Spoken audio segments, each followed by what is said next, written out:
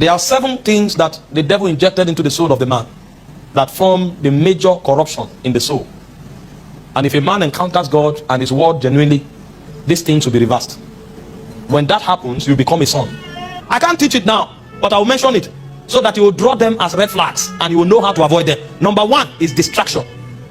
When a man does not have gravity in his spirit, anything can get his attention.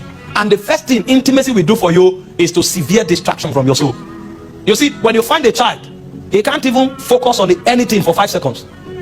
He doesn't know what he wants to do. He sees a football, he's running. He sees light, he's running. He sees phone. So many have not come into God. They are not gathered into his presence enough to shave off the elements of distraction. And so when you allow distraction enter your soul, that's why the devil got a room into the garden in the first place.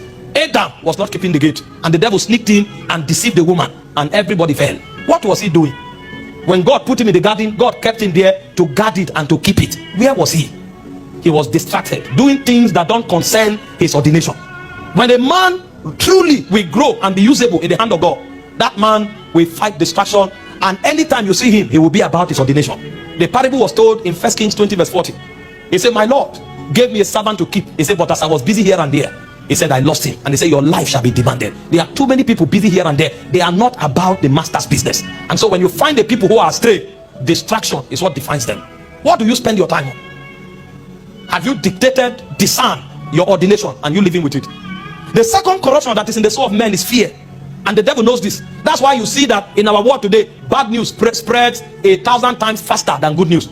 In fact, your subconscious is designed to dictate bad news so that you can be kept safe. And the devil has entered that gate to plant fear in the souls of men. You hear of pandemic, you hear of war, is to distract, is to paralyze you with fear. And the moment you become afraid, your discernment goes down. Your ability to exercise faith is subsecuted. And so fear is a corruption in the souls of men. Number 3 is lust and carnality. When a man becomes carnal and lustful, he can no longer receive the things God has made available. He said, the carnal man, the natural man, receiveth not the things of the Spirit of God, neither can he know them. So he becomes blinded. He can no longer pick the vibrations of God. And because he's blinded, he can't participate in the commonwealth of Israel. Neither can he be part of God's army. These things we have done here today won't mean more to some people. You know why?